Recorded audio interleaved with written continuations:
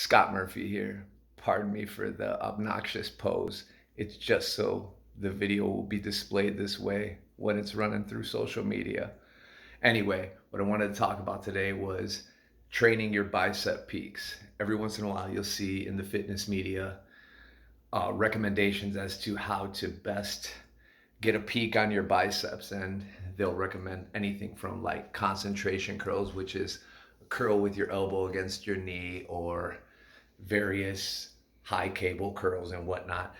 Essentially, these exercises will incline the bicep to shorten on both ends. So, among the functions of the bicep include bending the elbow or flexing the elbow, but also to a degree, it will also flex the shoulder.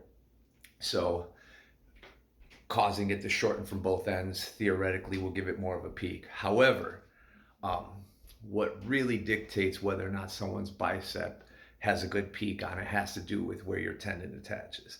So if your tends to attach higher, the more likely you're going to see that bulbous bicep.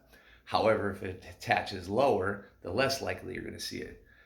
There's some pros and cons to it. So having that high tendon gives you a good bicep peak. However, if your tendon attaches higher, the less leverage you have lifting your elbow. If you think about it, if my tendon attaches here theoretically, I'm going to be able to lift my elbow with a lot more force than if I'm lifting it here. Just like if you're taking a hammer or whatever, and or any type of lever or wheelbarrow, the closer you're holding that wheelbarrow to its axis, the more difficult it's going to be to lift it. So, as is the case here, uh, tendon that attaches higher is going to have more of a peak, however, less leverage in terms of flexing the elbow.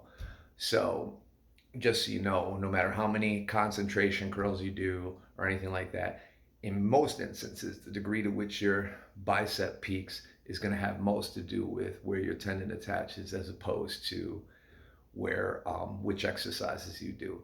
So, with that being said, if you're progressive with what you do, like myself, any development of my biceps that I've redeemed has been a resultant of doing pulling motions. I've done probably less than 10 concentration curls in my life, and despite that, I have a peak to my bicep that's just resultant of my tendon attachment more so than anything else. So anyway, hope that's helpful, and let me know what you think in the comments. Thanks so much.